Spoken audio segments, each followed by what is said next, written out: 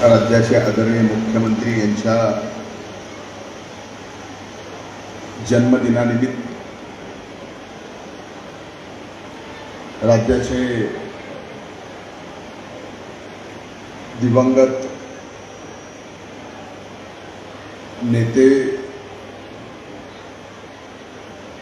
उपमुख्यमंत्री कैलासवासी अजितदादा यांच्या जयंतीच्या निमित्तानं हे अभियान या ठिकाणी होतं। या अभियानाला उपस्थित अप्पर जिल्हाधिकारी माननीय अश्विनीताई सोनवणे, इथं उपस्थित माजी आमदार संजय गौतम, इथं उपस्थित आपले उपविभागीय अधिकारी माननीय अरविंदजी लाटकर, आपले अंबाजोगाईचे उपविभागीय अधिकारी माननीय दीपकजी वाजळे, परळीचे तहसीलदार विनोदजी रणवरे, अंबाजोगाईचे तहसीलदार विलासजी तरंगे, व्यासपीठावर इथं उपस्थित ॲडिशनल एसपी ऋषिकेशजी शिंदे, आपल्या परळी नगरीच्या प्रथम नागरिक माननीय पद्मश्री बाजीराव धर्माधिकारी, इथं उपस्थित माननीय गोविंदरावजी देशमुख, माननीय वैजनाथरावजी सोळंके, माननीय सूर्यभानजी मुंडे, राजाभाऊजी अवताडे, पिंटू मुंडे, मौली मुंडे, वसंतराव राठोड, माऊली गर्दे, राजाभैया पांडे, डॉक्टर मोरे,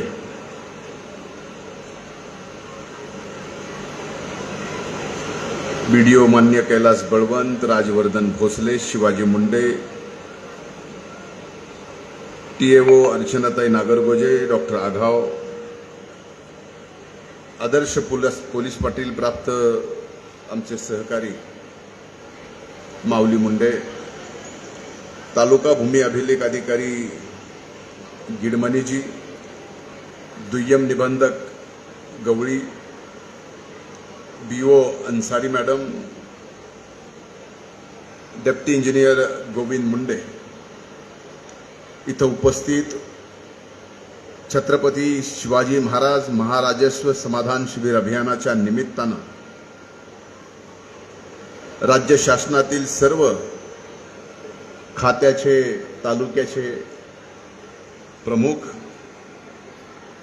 विधानसभा परळी 233 मतदारसंघातील इथं उपस्थित माझे सहकारी, सरपंच, चेअरमन, इथं उपस्थित मंडळ अधिकारी, महसूल अधिकारी, कृषी सहाय्यक, ग्रामसेवक अधिकारी, ग्रामसेवक, कर्मचारी आणि आजच्या या कार्यक्रमाला इथं उपस्थित असणाऱ्या या सर्व योजनेतून लाभ मिळवणाऱ्या माझ्या लाभार्थी बंधू भगिनींनो, आजच्या छत्रपती शिवाजी महाराज महाराजस्व समाधान शिबिर अभियानाचं सर्वप्रथम मी उद्घाटन झालं असं आपल्या सर्वांच्या साक्षीनं जाहीर करतो।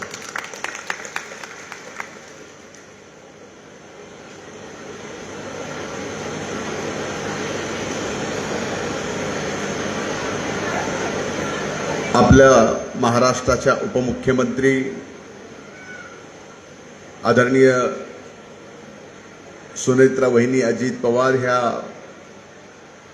आजच बीडला येत असल्यामुळं ठराविक लाभार्थ्यांनाच या ठिकाणी व्यासपीठावर बोलवून लाभ देता आला।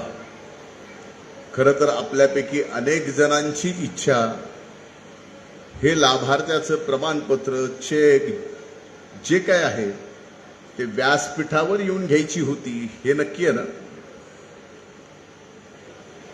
पण मीच विनंती केली की मला बीडलाही लवकर पोहोचावं लागेल, म्हणून ठराविक लाभार्थी घ्या। त्यामुळे जरी आपल्या प्रशासनानं असं का केलं हे तुमच्या मनात येत असलं तर ते प्रशासनाने नाही केलं, मी विनंती केली म्हणून हे झालं.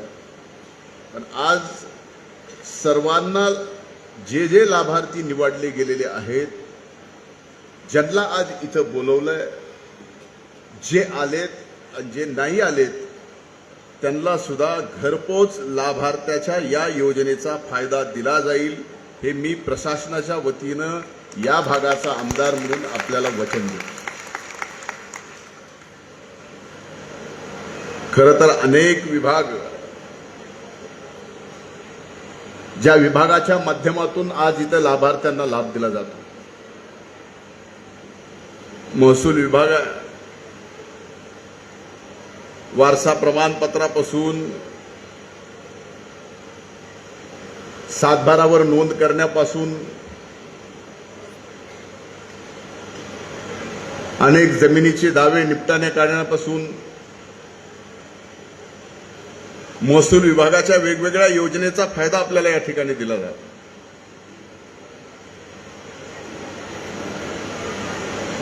जलसंधारण विभाग असेल, कृषी विभाग असेल, महिला बाल कल्याण विभाग असेल, वन विभाग असेल, सार्वजनिक बांधकाम असेल, नगर विकास असेल, सामाजिक न्याय आणि विशेष सहाय्य विभाग असेल, या सर्व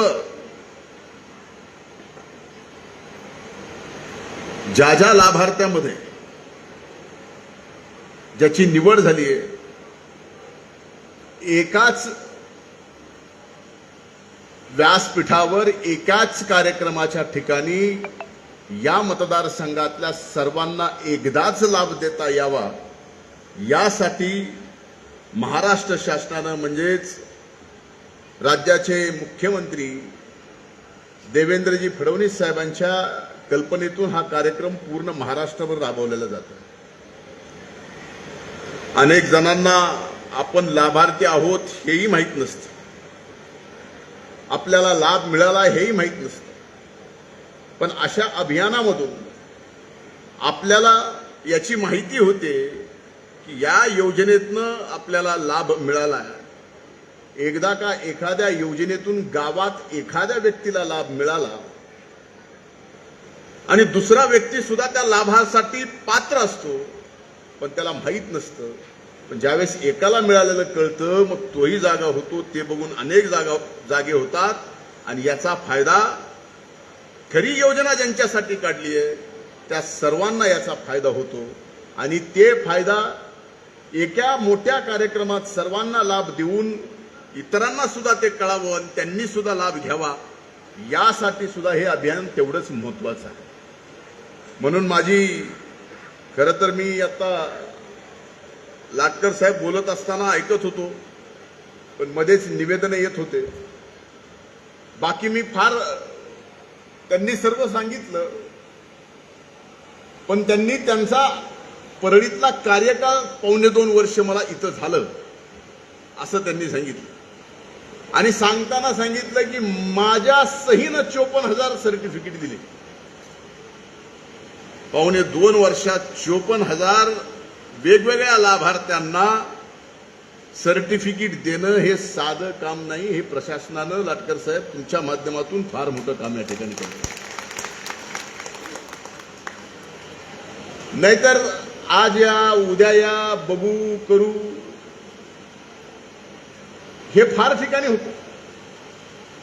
पण या मतदारसंघामध्ये जनताही सजग आहे, लोकप्रतिनिधी सजग आहे आणि प्रशासनामधले अधिकारी सुद्धा सजग आहेत. आणि त्याच्या पलीकडे जाऊन आमच्या गावागावातले सहकारी तर एवढे सजग आहेत, मिळत का नाही म्हणून एकदा का महाग लागले की तुम्हाला ते लाभ द्यावाच लागतो. माझी एकच विनंती आहे की हा लाभ खऱ्या अर्थानं खऱ्या लाभार्थ्यापर्यंत पोहोचला पाहिजे. मला आजही आठवतं, मी या जिल्ह्याचा पालकमंत्री होतो, जबाबदारी कृषी मंत्री म्हणून होती.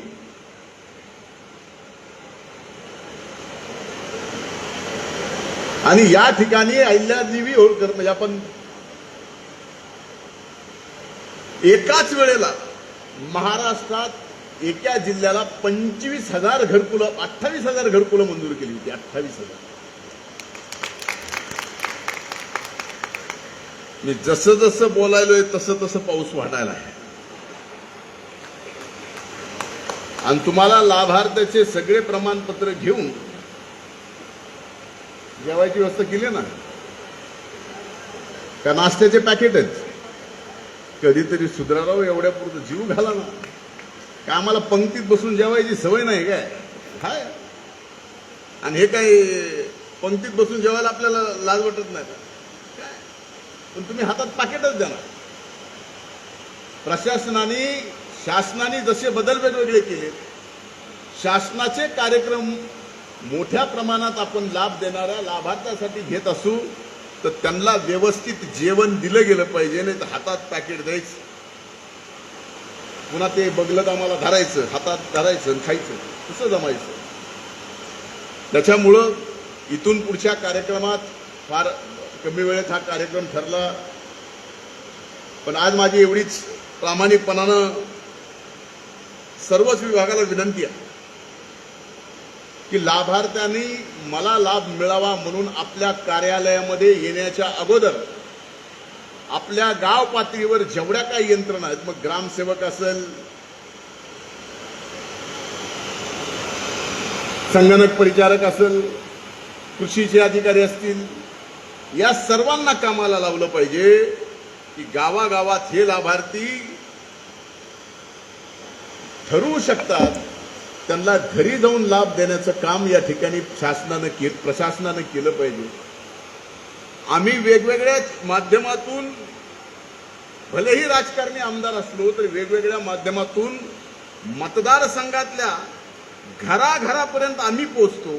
जर आम्ही पोहोचत असू शकू तर प्रशासनाला पोहोचायला काहीही अडचण येत नाही.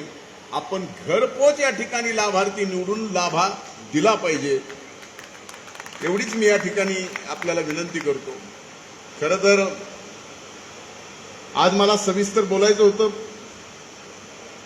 पण एक आनंदाची गोष्ट आहे की या मतदारसंघात महिला बचत गटाचं काम ज्या पद्धतीनं पुढे आलंय, इतर या जिल्ह्यातल्या कुठल्याही मतदारसंघात एवढं मोठं काम पुढे बचत गटाचं नसेल. आजच्या या कार्यक्रमाच्या निमित्तानंच एकच चेक 1,64,00,000 दिला. मी तर हादरलो. म्हणलं बचत गटाला 1,64,00,000 एका बचत गटाला. मी ज्यावेळेस विचारलं, आमच्या भाभी इथं बसल्यात, बचत गटाच्या महिला बर्दापूरच्या सगळ्या बसल्यात, 7 गावचे वेगवेगळे गट त्या बचत गटाशी जोडले गेलेले आहेत. आणि त्यातून तुम्ही खऱ्या अर्थानं आमच्या महिलांना सक्षम करता. मला याचा सार्थ अभिमान आहे की सर्वाधिक फायदा जिल्ह्यात आज या बचत गटाच्या माध्यमातून महिलांना दिला जातो. आपला मतदारसंघ तसा लाडक्या बहीण योजनेमध्ये सुद्धा नंबर 1ला, इतर योजनेमध्ये सुद्धा नंबर 1ला. आपण आता लाटकर साहेब काय चर्चा केली, आपण कुठल्या कामात नंबर 1ला येऊ? आणखी मुख्यमंत्री पांदन रस्ता योजनेमध्ये सुद्धा आपला तालुका या ठिकाणी 1 नंबरला येईल, आपला मतदारसंघ 1 नंबरला येईल, हे सुद्धा आज मी या ठिकाणी वचन देतो. आणि लाटकर साहेबांना सांगतो की प्रशासकीय मान्यता 2 दिवसाच्या आत, भलेही 1 दिवस सोमवार ठरवा, पण सोमवारी म्हणजे सोमवारी एका दिवसात सर्व मुख्यमंत्री पांदन रस्त्याच्या कामाच्या मंजुऱ्या या ठिकाणी देऊन टाका. कारण बांधाचा आणि पांधनाचा एवढा वाद असतो ते आता ह्या योजनेमुळे मिटायला लागला. तुम्हाला जेवढा ताप असतो हेरिंग घ्यायला, त्याच्यापेक्षा जास्त आम्हाला ताप असतो ह्याचं बी आहे का, ह्याचं बी आहे का. माझं इकडून चाललंय, माझं तिकडून चाललंय, माझं ईदभर चाललंय, ह्याचं वावभर चाललंय. पण आता मात्र सगळ्यांनाच लक्षात आलं की बाबा कुणाचं ईदभर जात आहे का वावभर जात आहे हे माहीत नाही, पण माझ्या शेतात येण्या-जाण्यासाठी, माझ्या शेतातला माल बाजारपेठेत जाण्यासाठी आता रस्ता करून घ्यावा लागेल. मग ह्याचं ईदभर गेलं तरी जाऊ द्या, त्याचं वावभर गेलं तरी जाऊ द्या. आणि माझी विनंती आहे, इथं जवळजवळ प्रत्येक मतदारसंघातल्या गावातले प्रमुख आलेले आहेत. हे पांदन रस्त्याच्या मंजुऱ्या, काही गावांनी तर मंजुऱ्या मिळणारे गृहीत धरून पांदन रस्ते केलेत. त्यांना तर अगोदर आपण प्रशासकीय दिलं पाहिजे मान्यता. पण ज्या गावात मंजूर होणार आहे पण काम चालू केलं नाही, त्यांनी सुद्धा या पांदन रस्त्याचं काम अतिशय चांगल्या पद्धतीनं करावं, ही हात जोडून मी आपल्याला कळकळीची विनंती करतो. एकही मतदारसंघातला पांदन रस्ता मी ठेवणार नाही, सगळे करून दाखवील, हे मी आपल्याला या निमित्तानं. आता मी सहज माहिती घेत होतो घरकुलाची. प्रधानमंत्री आवास योजनेतनं 2024-25 या वर्षात, एका वर्षात, हे एका तालुक्याचं आहे का पूर्ण मतदारसंघाचं? फक्त आता अंबाजोगाईचा आकडा माझ्याकडे आला नाही. परळी तालुक्यात 11,788 घरकुल प्रधानमंत्री आवास योजनेत मंजूर झाले. त्यापैकी 5,005 घरकुल पूर्ण झालेत. राहिलेले का थांबले? तिथं कुणी असेल लाभार्थी, आपल्या आपल्या गावात आपल्या माझ्या सहकार्याने जाऊन बघावं की का राहिलं. एका वर्षात जर आपल्याला 11,000-12,000 घरकुल मिळत असतील एका तालुक्याला, ही साधी गोष्ट आहे का? 12,000 कुटुंबांना घर देणं, कुटुंबाला, एका व्यक्तीला नाही, हे साधं काम नाही. म्हणून ह्या छोट्या छोट्या गोष्टीमुळं एकदा का घरकुल झालं तर एकूण गावाचं रूपच बदलतं. आणि ते बदलण्याची जबाबदारी आपल्याकडे. रमाई योजनेतून 619 मिळाले. हे 3-3 आकड्यातच सांगतोय. मी सामाजिक न्याय मंत्री असताना 4-4 आकडे एकदाच मंजूर करीत होतो घरकुल. पुण्यश्लोक अहिल्यादेवीमध्ये 290 आहेत आणि यशवंतराव चव्हाण मुक्त वसाहतमध्ये 553 आहेत. एवढे घरकुल एका तालुक्यात आता 14,000 घरकुल वेगवेगळ्या योजनेतनं 14,000 कुटुंबाला दिली जाते. काम अतिशय चांगलं आहे, प्रगती पथावर आहे. पण नुसती प्रगती असून उपयोगाचं नाही, तर कामाला गती सुद्धा असणं गरजेचं आहे. तर हे शासन गतिशील शासन आहे. प्रगती पाहिजे, पण त्या प्रगतीला गती सुद्धा पाहिजे. आणि ती गती चांगली ठेवण्यासाठी आपल्या सर्वांची मती सुद्धा चांगली असायला पाहिजे. म्हणून या सर्व अभियानाच्या निमित्तानं नक्कीच आणखीन जास्त फायदा वेगवेगळ्या योजनेमधून आपल्या सर्वांना मिळणार आहे. आणि मी आपल्याला सांगतो की राज्य शासनाची कुठलीही योजना असो, आपण सर्वांनी ठरवायचं की आपल्या जिल्ह्यात नाही तर मराठवाड्यात आपला मतदारसंघ या योजनेचा लाभ घेणारा 1 नंबरचा मतदारसंघ आहे. एवढं माझं स्वप्न आहे, ते आपण पूर्ण कराल. सर्व लाभार्थ्यांचं मी मनापासून अभिनंदन करतो. आणि या ठिकाणी प्रशासनाने या कार्यक्रमाला मला उद्घाटक म्हणून बोलवलं, अध्यक्ष म्हणून. आता माझ्या वरचे कुणीच आले नाहीत, पण सगळं मीच केलं. पण अध्यक्ष म्हणून माझ्यावर जबाबदारी आहे. पण मी आपल्याला सांगतो, माझ्या सर्व सहकार्यांना आपण जास्तीत जास्त जेवढं सार्वजनिक कामात लक्ष द्याल तेवढा मला सुद्धा काम करण्यात आनंद होतो. पण आपल्याकडे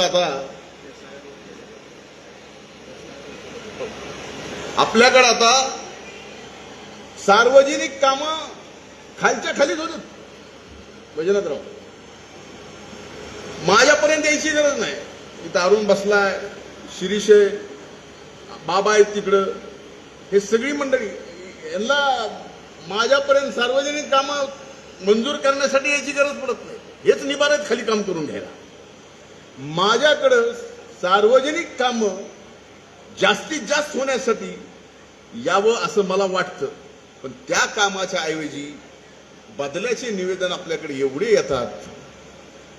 आता मतदारसंघातल्या बदल्या सोडून मतदारसंघातल्या इथल्या नातेवाईकाच्या दुसऱ्या मतदारसंघातल्या लोकांच्या सुद्धा बदल्या, ही खरी गोष्ट. मी जे बोलायला लागलोय पोटतिडकीने बोलतो. जेवढं त्या गोष्टीकडे लक्ष आहे त्याच्यापेक्षा जास्त सार्वजनिक फायदा आपल्या गावातल्या गोरगरीब माणसाला देण्यासाठी आपण प्रयत्न केला पाहिजे, ही माझी विनंती आहे. आज खऱ्या अर्थानं SIR मतदान पुनरावलोकनच्या बाबतीमध्ये आपली दुसरी बैठक आज ठरली होती, पण उपमुख्यमंत्री बहिणी इथं बीडला येत असल्यामुळं मला तो कार्यक्रम आजचा रद्द करावा लागला. पण आजचा जरी रद्द झाला असला तरी 1 तारखेला आपण तो कार्यक्रम पुन्हा घेतोय. आणि मी पहिल्या बैठकीतच आपल्या सर्वांना सांगितलं होतं की आपला नंबर 9 आहे 11 तालुक्यामध्ये, अंबाजोगाई 8वा आहे. आपल्याला जिल्ह्यात नंबर 1 ला यायचा आहे. ग्रामीण मध्ये बऱ्यापैकी आहे, पण शहरामध्ये जी गती पाहिजे ती गती मिळत नाही. मी स्वतः तिथं लक्ष घातलंय. मी रोज अपडेट पाहतोय, रोजचे. या ठिकाणी नक्की आता स्पीड वाढली आहे, पण नेमका आकडा किती त्याची चर्चा 1 तारखेला करू, कारण त्याच्यानंतर आपल्या समोर फक्त 8 दिवस शिल्लक राहतात. त्याच्यामुळं जो मतदार होणं शक्य आहे त्याला मतदार करून घेण्याची जबाबदारी सुद्धा आपल्या सगळ्यांची आहे. ह्यांची तर आहेच, पण आपल्या सगळ्यांची आहे. आणि एक लक्षात घ्या, आता झालेला मतदार, या मतदारावर पुढचे 25 वर्षाच्या निवडणुका होणार आहेत, याचं लक्षात घ्या. म्हणजे तुम्हाला सोप्या भाषेत सांगायचं झालं तर, नाही तर आता हुकलात की पुढची ग्रामपंचायत बी हुकली, ज्याला पंचायत समिती लढायची त्याचं बी हुकलं, जिल्हा परिषदेचंही हुकलं. मग हे सगळं हुकल्यावर वरचं हुकायला काही वेळ लागत नसतं. म्हणून आपण सगळ्यांनी तेवढ्याच सावधपणे आणि गतीनं मतदारांची नोंदणी करून घेणं, सापडत नाही त्याला सापडणं, ह्या सगळ्या गोष्टी करून घेण्याची जबाबदारी आपल्या सगळ्यांची. आपल्याला माहिती आहे ग्रामपंचायतीच्या निवडणुकीत एका मताचं किती महत्व असतं, आणि ते महत्व आज आठवा. आणि SIR मध्ये आपण गतीनं काम करा ही विनंती करतो. फार वेळ घेत नाही. प्रशासनाचे मी मनापासून अभिनंदन करतो की या अभियानांतर्गत आणि याच्या अगोदरपासून आपण लाभार्थ्यांना लाभ देण्यासाठी फार कसून प्रयत्न केले, म्हणूनच एवढे लाभार्थी आपल्याला या ठिकाणी मिळू शकले. प्रशासनाचे आभार आणि अभिनंदन मानतो आणि लाभार्थ्यांचेही अभिनंदन करतो. खूप खूप धन्यवाद. जय हिंद, जय महाराष्ट्र.